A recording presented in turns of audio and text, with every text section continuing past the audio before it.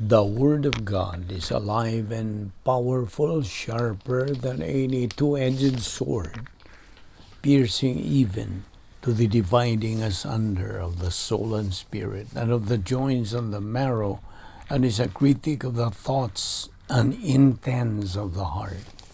All Scripture is God-breathed, and is profitable for doctrine, for reproof, for correction, for instruction in righteousness, that the man of God might be mature, thoroughly furnished unto all good works.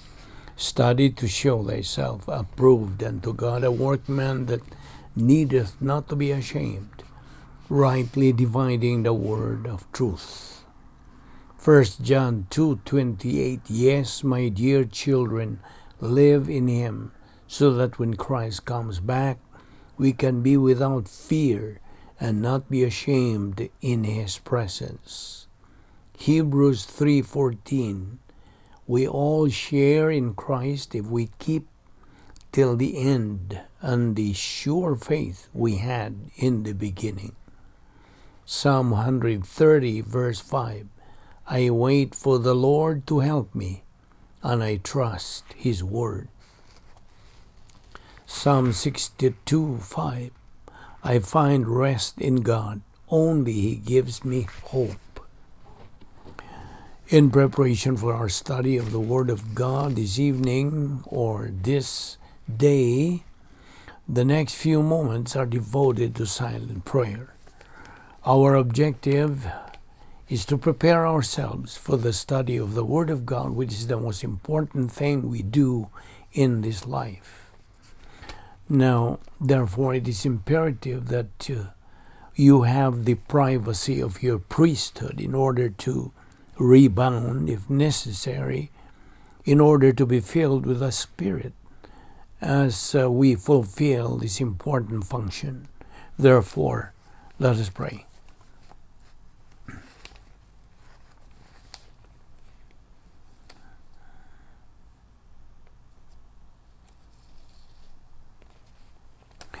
Let us pray. Because we belong to the Heavenly Father, we have the right and the privilege of fulfilling our priesthood by listening to the teaching of your word. We recognize that our growth, our orientation to life, our understanding of your plan, your purpose, your design for each one of us is based upon the constant, daily, consistent assimilation of your word. We recognize that there is no substitute for the word, that there is no capacity for our life that can be in any way counterfeited apart from what we have because of thee. So we thank you, Father, for your faithfulness. Thank you for providing for us this portion of the word. May God the Holy Spirit now sanctify it to the nourishment of our soul. All this we ask in Christ's name. Amen. Welcome everyone to our daily Bible study, and we thank God for bringing us here today to our venue, wherever you are, for this daily Bible study through the YouTube. Okay, today we have a new lesson. It's entitled God's Fantastic Plan for Believers in Christ. Okay.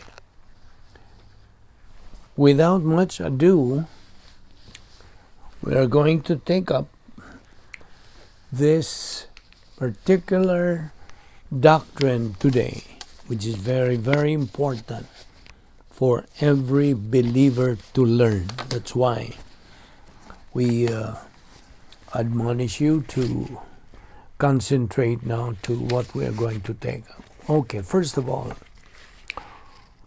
when a person, Homo sapiens, hears the gospel, believe on the Lord Jesus Christ and thou shalt be saved, and he uses his volition, his free will, to make the most important decision in his life, the decision to believe the gospel, to believe in Christ as his Lord and Savior.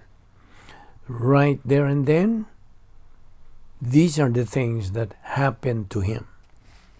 He is in union with Christ forever through the baptism of the Holy Spirit. He is justified by the precious blood of Christ. He is imputed perfect righteousness. He is imputed eternal life. He is sealed by God the Holy Spirit. His name can now be found written in the Lamb's book of eternal life. He has become a child of God and are now a member of the royal family of God. He became a born-again person. He became a believer, a Christian. He is entered into the protocol plan of God, and he is a recipient of 40 irrevocable assets, and he became a potential winner in life.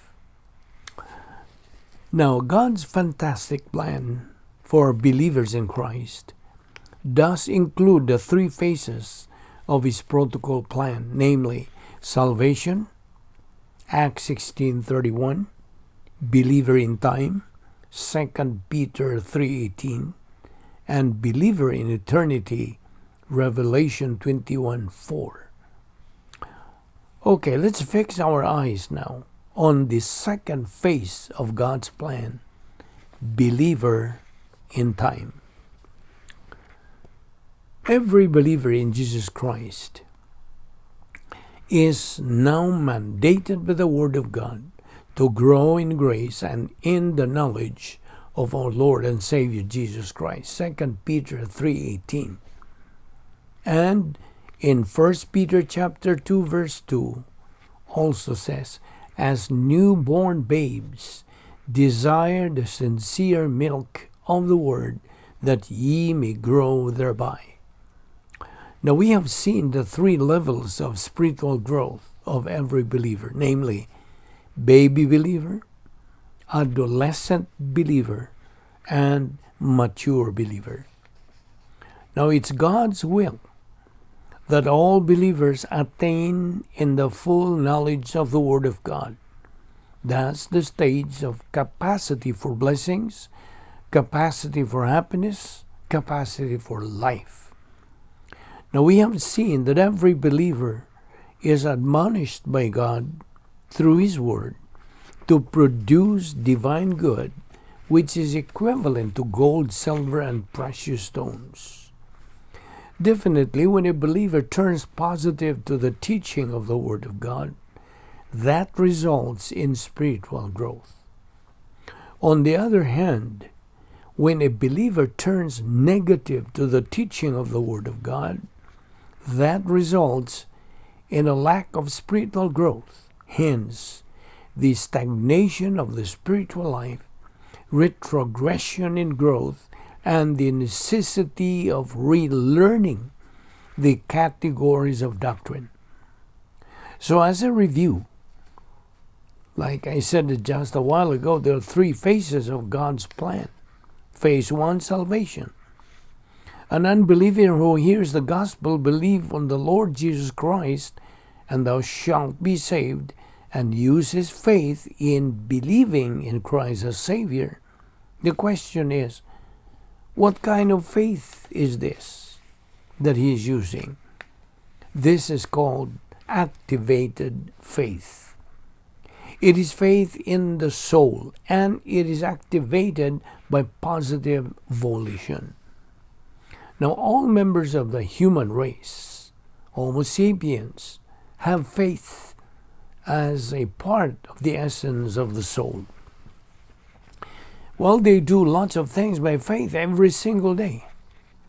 Most people sit down and eat, and believers with some knowledge of the Word of God usually pray and ask God's blessing on the food.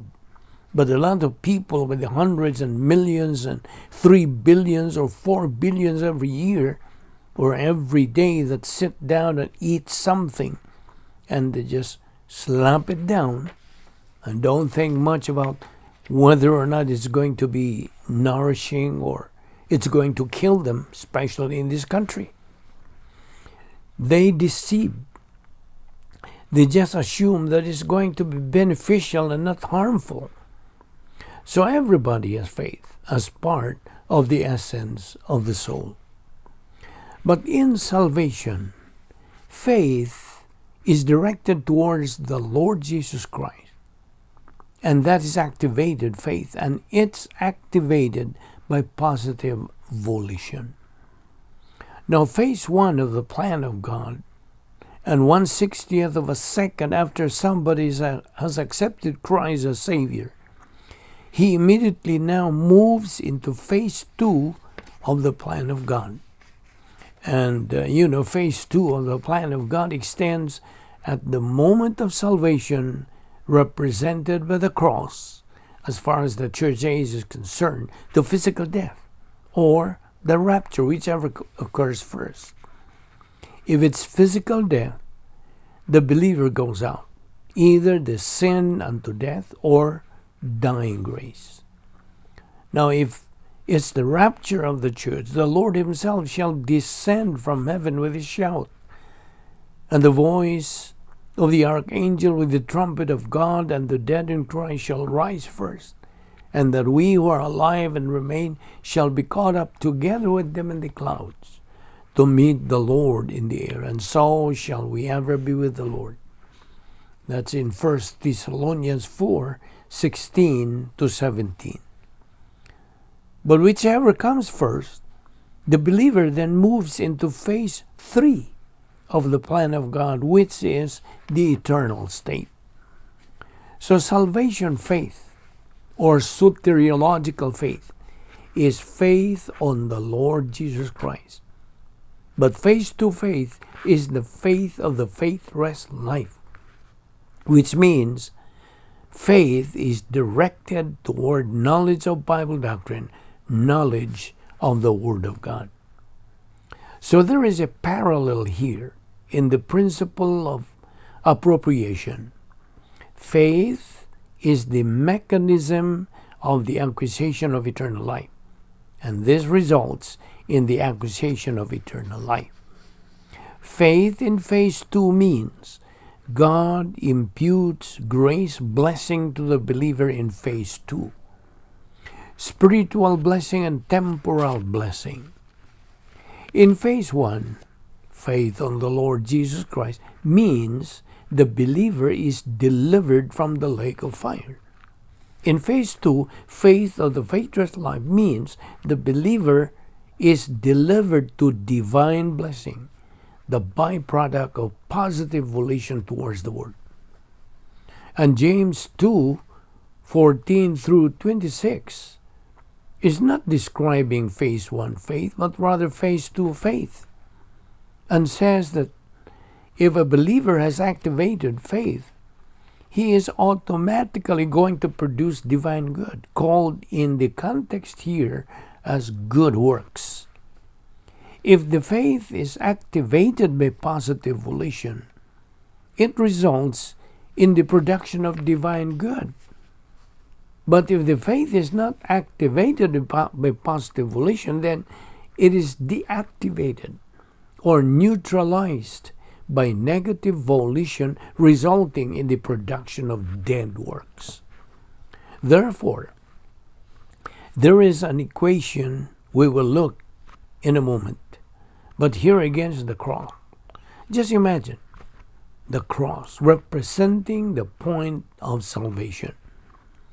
Entrance into union with Christ, position of eternal life, member of the family of God, righteousness of God imputed, positionally sanctified, elect, predestined, a believer priest, and so on, cannot lose that relationship. Now, Operation Bottom Circle, which is the temporal fellowship with God, the filling of the Holy Spirit, redeeming the time, God's spiritual rest. Here is where the believer is walking in light. He is walking in truth. He is walking by faith. And here, because the believer is in fellowship, it means there is no evil in his life. There are no mental attitude sins. There is no motivational sin. There is no lingual sin. There is no overt sin. None. There is no sin in his life, which means he has a relaxed and powerful mental attitude because he has doctrinal orientation, doctrinal objectivity, doctrinal confidence, doctrinal courage. And the greater the knowledge of doctrine the believer possesses, the greater the doctrinal confidence, and the greater the spiritual self-esteem and doctrinal orientation he is going to have in life. And the greater the category 1 suffering he is going to have, the greater the intensity of it. This is suffering according to the will of God. Compassion suffering for the salvation of unbelievers, for the spiritual growth of believers. A believer who loves the Word of God, the happiness and the love is so fulfilling, is so wonderful that he wants all other believers to have the same thing. So, now he has compassion suffering for believers to get plugged into the Word because he wants them to have the same spiritual blessing that he has. And he wants them to have the same divine viewpoint, historical impact, and ministry that every believer functions with doctrine in phase 2. He wants them protected from evil in life. He wants problems solved and problems prevented. That is compassion suffering. And God tests these believers. Sometimes he tests them with prosperity. Sometimes he tests them with adversity. And sometimes with both. And then there is testing or suffering that comes from the evil of others, the evil of unbelievers, the evil of reversionistic believers, the evil of Satan and the demons. But because the believer is in fellowship here, this is the branch and the vine analogy of John 15, 1 through 7. Therefore, he is productive of fruit. It is called the production of divine good. In John 15, it's called fruit. In 1 Corinthians 3, 12 through 15, it's called gold, silver, and precious stones. In the context here, it's called good works. It's divine good. And divine good is related to fulfillment of the will of God and related to, at the same time, spiritual love. Because divine good means it's the highest and the greatest good, in which the believer not only acts in his own best interest by the execution of the will of God, his adjustment to the righteousness of God, to the justice of God, to the omniscience of God, to the sovereignty of God, to all aspects of the divine essence. But he is adjusted to the standards of the Word of God through knowledge of the Word. And therefore, he acts in his own best interest, and he acts in the best interest of others. And that is divine good. That is the greatest good for the greatest number. And because he produces divine good, he automatically, he has divine viewpoint, historical impact on himself, because every act of divine viewpoint, every act of faith, every act of positive volition and courage, and then empowers the believer to keep on going. He produces momentum in his own soul. But he also has divine viewpoint, historical impact, and influence on others, which means he influences unbelievers to accept Christ as Savior. And he influences other believers to grow up spiritually by assimilating Bible doctrine. He influences other believers who are functioning with a faithless life to keep on going in doing the right thing. Now, God the Holy Spirit in His post-salvation ministry shows the believer that he is doing the right thing and influences believers who may be out of fellowship to get their attitude changed, to rebound and get back in fellowship and get plugged into the Word. And listen, this is the kind of believer that God uses. And we will continue in this discussion tomorrow. So don't forget to be with us in our spiritual momentum every day. So this time, let us close our eyes for a brief prayer, closing prayer. Father, we thank you for the time you have given us to study your precious word today. Bring us here tomorrow once again, we pray, so we can continue our spiritual momentum and ultimately reach our goal, which is spiritual maturity. Now we now pray that you continue using this ministry for the dissemination of the gospel and for the edification of your church. This we ask in the name of the King of Kings and Lord of Lords, even the Lord Jesus Christ, our Savior. Amen.